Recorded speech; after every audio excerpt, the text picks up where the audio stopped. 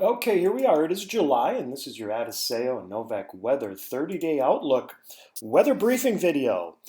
Again, welcome to July, the heart of the summer, and we're going to be focusing in on how much rain, how much precipitation has fallen so far during the summer, so since June 1st. And of course, we'll be looking ahead through the month of July to show you what we are expecting between now and August 1st. All right, here is the precipitation map radar estimated over the United States, and a couple of things are pretty clear to see. You can see that the storm track, for the most part, has been diving from northwest to southeast from the Dakotas and northwestern Minnesota through the upper Midwest portions of the Great Lakes and then continuing southeast into the Tennessee River Valley. And yes, that rain has been even more steady over the southeastern portions of the United States, where they certainly have had plenty of rain over the last couple of months. They don't need much more down there. So yeah, storm track has been mostly like this. A lot of the rains, especially of course in the summer, are scattered, so you do get some dry pockets, like here in portions of the Corn Belt of Indiana and then portions of western Ohio and then Illinois. But for the most part, this is where the majority of the rain has been. From the Dakotas southeast towards the southeastern United States. Now, of course, there are dry areas across the country. One of them, and this is a pretty serious area of some drought that's going on now, is over Colorado, portions of New Mexico, western and northern Texas, and then east and north into Oklahoma and portions of Kansas. That's a pretty serious situation developing out there, and we'll show you that in a little bit. And then as we head up into New England, yes, it's been quite dry over much of New England, stretching from Pennsylvania on northeast to Maine. And this weather pattern of storms over the upper Midwest that then travel east and southeast, I think is going to stay in place here for much of July. All right, let's get to some maps. This is the Drought Index Map. And I had mentioned about that drought that has really taken hold over portions of Colorado, New Mexico, Texas, western and northern Texas, and then western Oklahoma.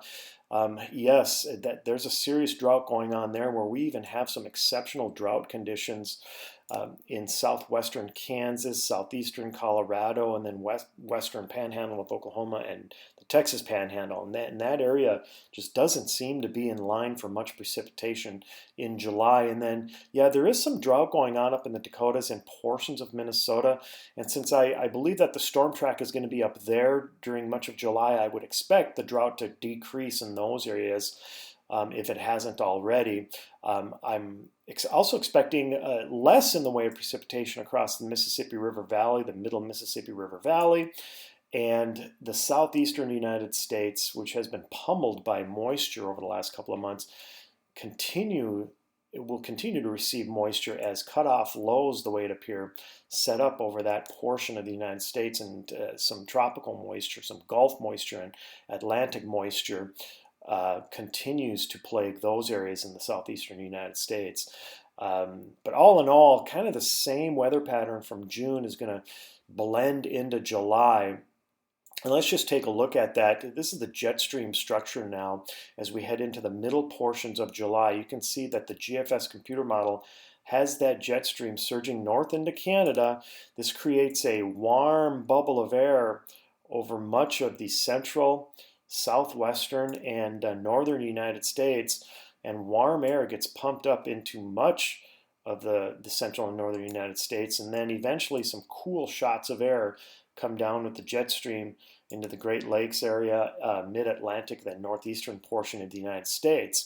Again, this would be a ridge of high pressure that develops over much of the southern United States and then pumps that warm air up into much of the country, especially the heart of the country, the plain states and the upper Midwest.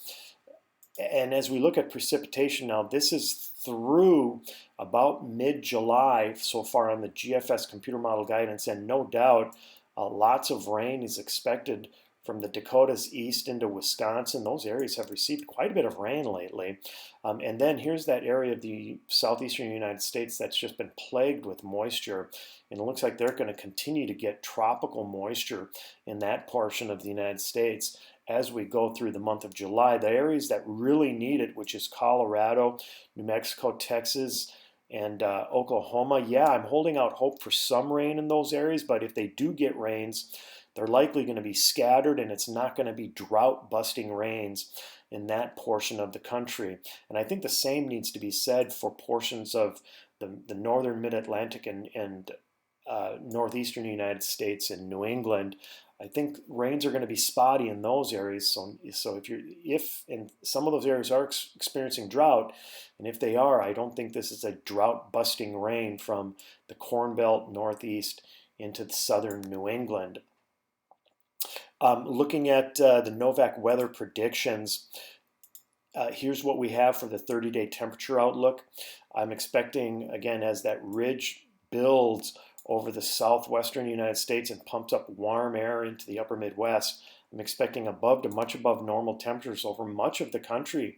The only areas that won't be receiving above normal temperatures appears to be the southeastern United States, where clouds and rain may hold down temperatures in those areas, and then the western United States, where a trough actually is expected to develop over the western United States, and that should keep temperatures a little bit cooler in those regions of the country. As far as precipitation is concerned, if we do have a jet stream that moves from northwest to southeast across the country like this, and we get a trough that develops and a ridge develops in the country like this, then that means that the storm track is going to stretch from the Dakotas and Minnesota and the upper Midwest east and southeast towards the southeastern United States, kind of similar to what we've been experiencing in June. So if we can, the hope is that we can get some of this moisture to pivot back west into this area of the central and southern plains that have been